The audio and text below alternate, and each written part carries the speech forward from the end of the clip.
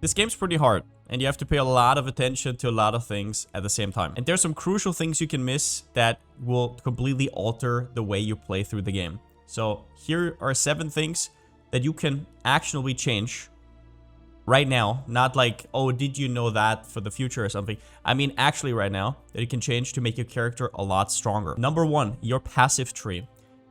The passive tree in Path of Exile 2 as a Path of Exile 1 player is very confusing. There are a lot of stats that are complete nothing burgers. They are not just situational. Even if they pay off, they're probably not worth your points. There's a lot of traps here. So let's go over the stat priority, and it's not as hard as you might think. You want to prioritize percentage increased damage. This is the most common mistake I see people make. So for example, you start as a ranger and you're like, oh, evasion rating. Nice, let's go through here. Wow, movement speed, that's wild. Okay, so I'm getting 8% movement speed. Naturally, you would think that's the right decision. Wrong, because the other side gives you percentage damage. Now, the way percentage damage works is it basically all gets filled into a bucket. Let's say I get 10% here, another 10%, another 10%. It all gets filled into a bucket, right? Let's say in total you have 120. That means you more than double your damage. That's a lot of damage. Now, if you think Path of Exile is all about survivability because you're getting one shot left and right by packs, it is not. It's about damage. You need to actually be able to engage with a pack and immediately blow it up, or at least chunk it, because the more damage you deal, the more you will also apply stuff like freeze and stun. In general, a good rule to follow is the damaging nodes on the passive tree are more efficient point by point than the defensive ones, at least unless end game. So prioritize all that damage. Now, what kind of percentage damage do you want? Well, there's stuff like projectile damage, attack damage. They're all kind of self-explanatory, right? Spell damage. And the way you can figure out if that works with your skill is by quickly hovering over it. If you look on the top, there's gas arrow, the name. And under it, there are tags. AoE, projectile, fire, chaos, duration. Now, there are super small side cases where this doesn't apply. But for 99% of cases, if your tag is here, AoE damage will work. Projectile damage will work. Fire damage will work. You kind of get the gist. And if either fire, cold, or lightning works, that also means stuff like elemental damage works, which, for example, is important if you're here. Elemental damage with attacks. So is it elemental? Is it an attack? Perfect. Or if it's only elemental, I think, for example, here, this is just elemental damage, doesn't even have to be an attack. Do this and your build will feel 100 times better. Now, second up, increased attack and cast speed. Second most important, I would never path through them at the start, but once you have the ability to take it, it's a very good stat. And the reason is, so for example, let's say 10% increased damage. If we're just talking damage per second, that's 10% more damage, your first ones, right? This one is 3% more damage because you're attacking 3% faster. So a lot worse, right? It also consumes more mana. But there's a catch to this, because if you're fighting bosses, you will know this, but some of your attacks are too slow, right? Like, you're not even going to get them in while your enemy already does the next attack, and you have to dodge roll again. You're like, when can I put in my damage? Well, if you have enough attack or cast speed, that is how you do it. Very important stat as well. However, it is kind of scarce and hard to take. But for example, skill speed right here, which counts for both attack and cast speed, can be quite good. Look out for clusters that kind of give you a good chunk. You probably want like 20-30% early. Then let's talk about evasion, armor, energy shield, and block. Those are the most likely defenses you're going to come across. Now, it is important to note that these are not worthless, so I'll put them here. However, as I said earlier, these are very low in terms of priority, simply because you need to get your damage in order first, and then a lot of the fights are going to be easier. It is a very common mistake to think that defenses are going to help you in these fights. They're really not. Enemies are just going to drain you, your life flasks are going to deplete, and you're going to be standing there without any chance to actually do the fight. The only way you can take these is if you actually pay a lot of attention to your gear, which is possible. However, it is quite hard to do. So not always can you do that, and especially early, you kind of have to get what you get. Like, the crafting currency is a little bit scarce. We're going to talk about crafting in a bit, but in general, these are low priority. Now, if they're good, right? For example, this node right here, it also gives you strength and dexterity. It gives you reduced damage against crit. Okay, that's a cool 1-pointer, right? But for example, pathing all the way over here to get it, probably not worth it. Probably better to, for now, stick with damage. Do note though that at a certain point, and I'm talking level 50 to 70, right? There will become a shift where that is not true anymore, because percentage damage in theory gets worse and worse the more you get, point per point anyways. because it's the same bucket, right? It's not like the first 10% is 10% more damage, but if you already have 1,000%, right, and you add in 10%, that's just like a tiny amount, right, percentage-wise. So that's all you need to know. At some point, you can shift your priority to more defensive stuff, but in general, yeah, stay away from these early. But let's talk about the rest, because there's a lot of traps here. Situational mods are the death of your build. Crits is another one. Let's talk about situational mods first. So I talk about these percentages, right? I'm not talking about lightning damage, right? That's situational, but if you're lightning damage, that is straight up a damage increase. I'm talking about stuff like stun threshold if you haven't been stunned recently. Basically, I don't know, get a scratch on the back if it's Tuesday. Complete and utter trash. Absolute garbage. Do never touch these. Even stuff like weapon swap speed, which might sound good. It could be good in the right circumstances, or maybe knockback. All of these things are only good if you know what you do with them. If you can't just throw them in there and then make them work. So make sure that is a thing. Also, too much accuracy is not needed, especially if you're a dexterity-based build. If you go to your skill and you click right here, I think it was, you can actually see your accuracy, and it is right here. Main hand accuracy rating, and then estimated main hand chance to hit within. If this is less than 100%, sure, go for some, I don't know. But usually you could just go for dexterity, right? Dexterity gives you, 1 dexterity gives you 5 accuracy, so 5 dexterity, 25. Also stuff like flasks, right? The only thing I will make an exception is if you're pathing out of Ranger, this is just very efficient to path through, right? Like pathing all the way around or pathing here, probably not the best idea. But yeah, flask stuff is on that list. I don't know. Debuffs expire slower. Those things are just not actionable. Stay the hell away from them. Number 2, also a big one, so I'm gonna spread it out a little bit. Stat priority on gear. Oh boy, have I seen some people make some mistakes there, and no wonder. The game can be quite confusing, and this is something I've always criticized about Path Exile 1, for example. If you see this bow right here, you will see on the top, there are damage numbers, right?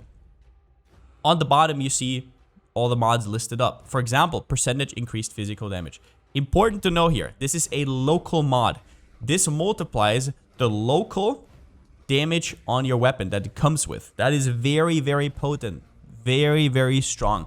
Those kind of things are easy to miss because, for example, if you're not used to this kind of system, you might think, oh, that's 84% increased damage overall. I already have so much increased damage from a passive tree, or I'm not physical damage or whatever. But trust me, these kind of mods are extremely strong. All that matters on a weapon, we're going to first talk about weapon classes right here, then we're going to go to caster, is increased physical damage up here on your weapon. Added physical damage, adds to lightning damage, adds to fire damage, adds to cold damage. Unless your skill has some weird quirk where it says cannot deal cold or cannot deal lightning, these are all valid, right? And that is also why it's very important that you have these generalized percentage damage numbers early. Attack damage counts for everything. If you take, for example, lightning damage, unless your skill converts everything to lightning, now you're kind of robbing yourself. Because if you don't have lightning, then yeah, those fall off and it's harder to gear them. And here's another catch. I see a lot of people getting baited by these +2 level on weapons. On spellcasters, this is a completely different thing. But on weapon types, if you look at your skill, there is a line there which says attack damage, 161 percentage. Percentage of what? Percentage of your damage overall. All the damage you have on your bow is the one that gets multiplied. If you have low damage, this +2 level will only increase the multiplier. But if you have nothing to multiply off of, you're leaving so much damage on the table. Now, we're going to talk about this later in terms of runes and crafting as well, because there's a lot of small things you can do. But for now, let's move on to the rest of your gear. On spellcasters, I don't have an example right now because I haven't played a spellcaster yet. What you want is +2 levels, very strong. Do note, though, that this does increase your mana cost, which is a lot worse on casters because the stages go up a lot harder, so you might have to invest a little bit more into mana regen or maybe have to press your mana flask a little bit more often. Then we have percentage damage, same deal as on the passive tree, still very strong. For example, spell damage and cast speed can be a huge deal for casters, especially when they're trying to kite around. Now, then let's talk about stat priority on gear, and this one's very, very important. The first one that I just have to highlight is movement speed on boots. Some of the bosses in this game are just not made for you having no movement speed. If you go from no movement speed on boots to like 15% or 20%, that might change the way you can interact with bosses. You might be able to get out of the way without dodge rolling because you don't always hit the timing, right? That's totally fine. But with movement speed, that is a lot more forgiving. As well as that, you just clear faster. Your build just feels way better. You can get out of sticky situations when stuff runs at you. It's huge. More on how to get this in the crafting session. This goes for all of these. The rest is kind of like mix and match. This does not necessarily have a hierarchy too much, but all of these stats are kind of important. Number one, I have a crazy ring here. I still can't believe I made this one, actually crafted this one. Now, resistances are key here. If you look here, I have 63% lightning resistance. The way resistances work in Path of Exile is they straight up like reduce the damage by this much. So for example, if something hits me with fire, it deals 63% less damage to me. That is wild, right? And it is not that hard. That's like, I think 3 or 4 modifiers on my items, and I'm basically like just, it can't touch me anymore. Also, stuff like chaos damage is actually pretty nice if you can find it, but amethyst rings are pretty hard to get, and in general, they've made it so chaos is more of a commodity. You don't really need it all that much. You can just focus on these 3. And you can get them basically anywhere, right? Like if you look at my gear, you can see I have them on most things, especially jewelry is a huge source. If you look at the implicit, which is the mod up top, you can see fire resistance. This also goes for cold and lightning. There's a lot of garbage stats in there like accuracy or mana or something, which you don't really need. Try and go for these ruby, sapphire, or topaz rings that give you resistances, and then add some mods on top. Life is a big one wherever you can get it. Another one would be strength, right? Because strength actually gives you life. In case you didn't know, every 5 strength you have right here is 10 life. So it's pretty nice as well. So on gear, for example, here, I have a bloodstone amulet, which is, I think, a quite rare base. I've only found it once, which has a life implicit, and then all attributes also means it gives me strength. So pretty cool in general. If you need stats, also something you can get from gear. I kind of forgot to write it down here. Evasion armor, energy shield. This is actually quite a big deal. If you get it, you get it. Update your base types, basically, is what I'm saying, because these numbers get higher and higher. Even if you have no mods on gear, the base types, for example, it says vagabond armor, right? These get better. Now, another thing is stuff like attack speed or fire damage to attacks. These gloves are incredible, right? The flat fire damage might not look like much, but it is actually quite a bit. It gets added to your weapon, which then multiplies with your damage effectiveness, right? So for example, my gas arrow with 161, if I put this off, you can see my DPS goes from 777 to 611. So also look out for those. There are more stats that you kind of have to afford though, because defenses on gear are actually quite efficient. So make sure you have a lot of these, and movement speed, like I said, is by far the most important one. Now, how do you actually get your gear though? Well, the first one is obviously finding it, which I know I'm onto something there, right? But you can't always be that lucky. So what you have to do is check your vendors. There's usually named characters in every one of your cities, and they all sell you different stuff. One of them lets you gamble. One of them sells you like magical items. So more like wands and foci, sorry, that's how you actually pronounce it. And then you also have rings and amulets down here, as you can see. So these can be a big deal, especially if you don't have any, right? Like always check them and see if you have enough gold for them. And obviously this is a big deal for example, your weapon. Your weapon can be a big deal. So for example, I see this great hammer right here, and I'm a mace build. 60% increased physical damage. I can do something here with crafting, right? And that is probably the biggest part people don't do is crafting. So let's, for example, say you don't have an upgrade. Your helmet is so bad, and you want to make a new one. Okay, what do? There's not that much you can actually do, but you're going to find a lot of these white items, right? It doesn't have to be that one. You just have to try.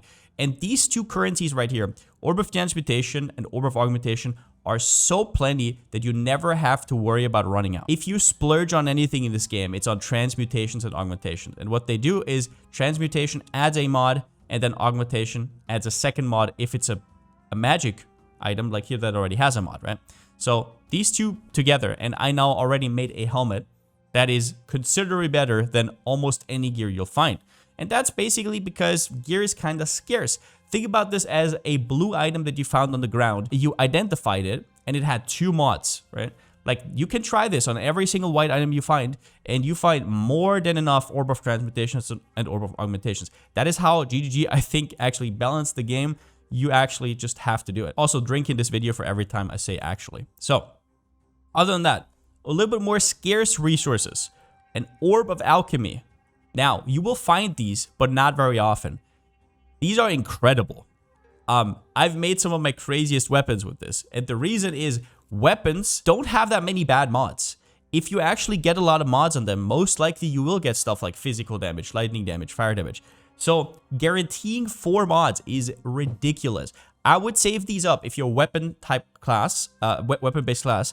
I would save them for your weapon. If you're a caster, I'm not 100% sure, but probably also your weapon. But Orb of Alchemies are incredible and do not use them lightly. This is basically one of those currencies you use when you find a base type where you're like, oh, this is a step up, right? Always look at the level requirement and how good it is. More on that in the next section. But Exalted Orbs are pretty damn rare as well.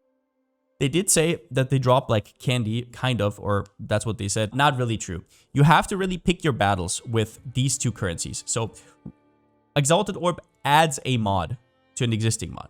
So for example, if I did this on this bow, probably not a bad idea, honestly. I'm just not going to do it because I don't have that many, and you can actually trade with them if you want to. But for now, I'm playing self-found. Regal Orb, what it does is I'm actually, for this video, going to sacrifice a Regal Orb, which is kind of rough right now. Okay, there you go. I just got a 3rd mod, right? So now I have a rare mod, 3rd mod. Only do this on craziest items. So for example, this item, when I found it, had maximum life, a lot of maximum life, like 86, and resistances. I was like, oh my god, you have to do it, right? And then I actually filled it up with Exalted Orbs. That is one of the more extreme examples. For example, this one right here, I had life, and then I had critical damage bonus and attributes. And critical damage bonus not that good, but 11 all attributes is crazy. So I also threw in Regal on there. Unfortunately, I got mana.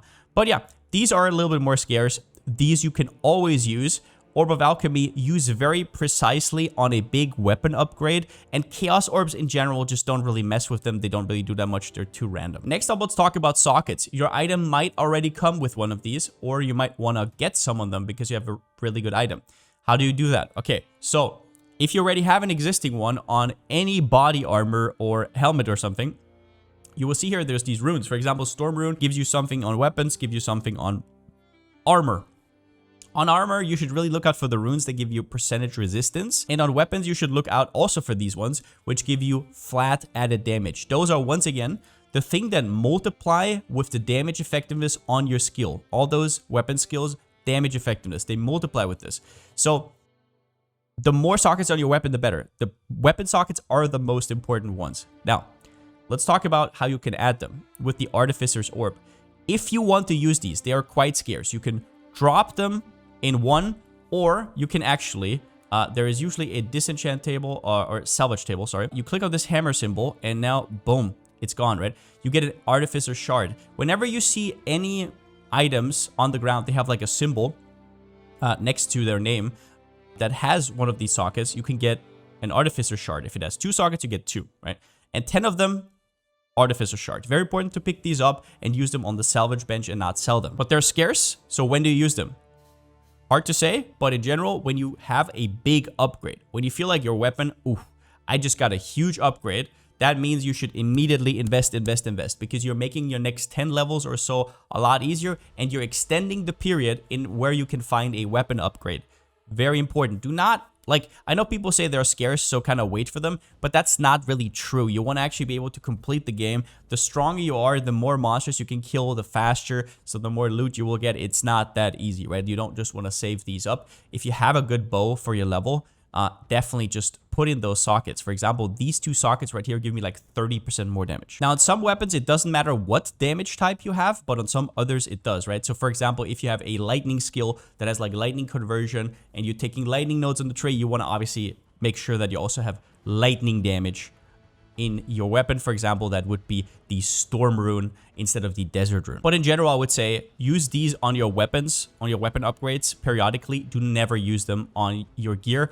It is nice if they come with a socket, but do not add them. Now, next up, let's talk about upgrade your gear constantly. I want to make this a point. This is not the same as the last point, and I want you to pay attention here.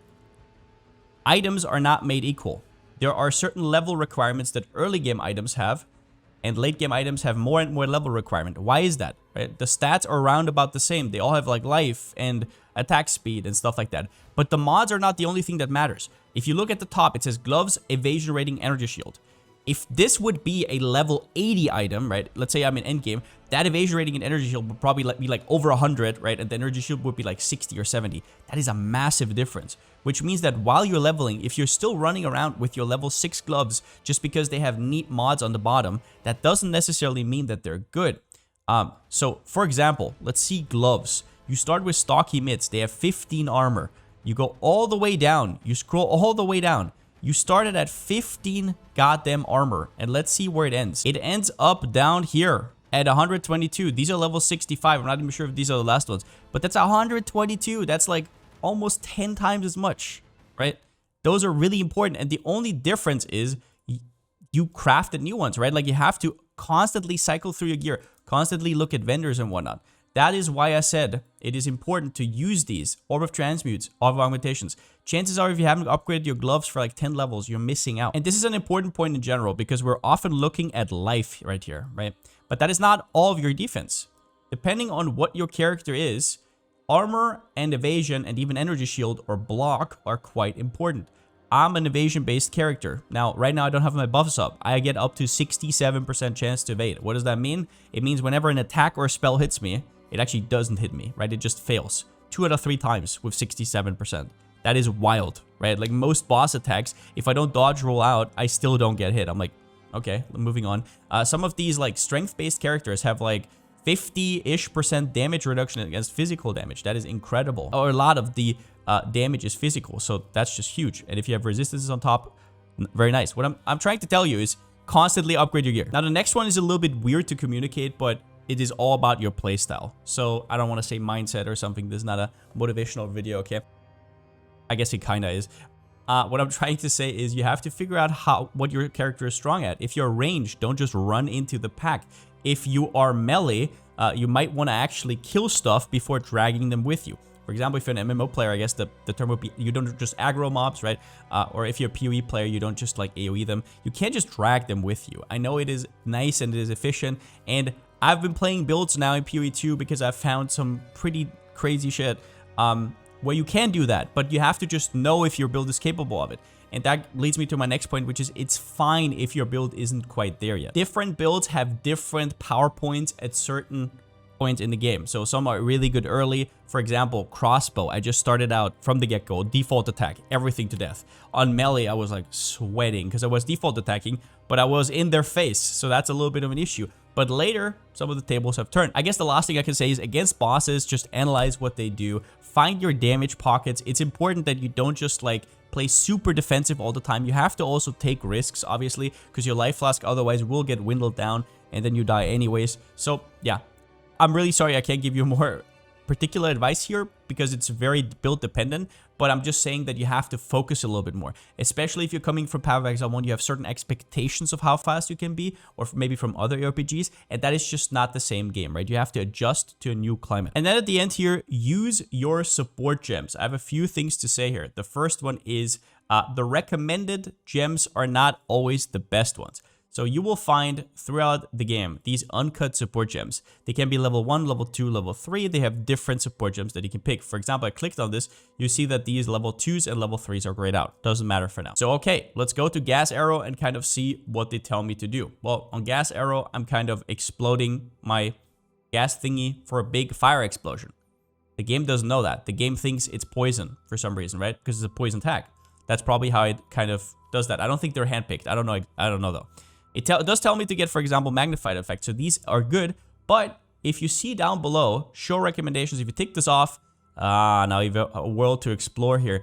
Now this might be intimidating to you, but taking the time and reading through these can be very enlightening, not just for the skill you're currently at, but also for maybe future skills, or maybe, oh, I can build around this or something like that. So the only support gems shown here are the ones that you can actually use. If I go to a different skill, for example, this caster skill, you will see there's some different options. For example, more cast speed. That works here. But on Gas Arrow, it would show me more attack speed, right? And stuff like that. So this is very enlightening. Just to give you a perspective, more than half of the supports I have right now are not showing up in recommended. So this is something you kind of have to get yourself accustomed to. I really do appreciate that they have this recommended section and it's nice, but it can also be deceiving into you thinking you have less options than you actually do. And yeah, those are about the most important tips I have as of now. I will probably make a huge beginner guide at some point, but right now I'm kind of just like collecting information, trying to learn the game. Kind of like mapping is the next thing and whatnot, but right now I want to focus on early game and kind of get that going, get good, so to say. And yeah, this is kind of the first thing. So I'm very good at theory crafting. I'm not that good at actually mechanical gameplay, which has changed quite a bit over the last few days. So I'm trying to get better at that, but I thought I would give out some information in the meantime for people who are struggling. With that said, if you enjoyed it, give it a like, subscribe if you want to. There will be a lot more Path of Exile 2 content to come. Hope I could help you guys out. And since I still don't have a slogan, see you next time.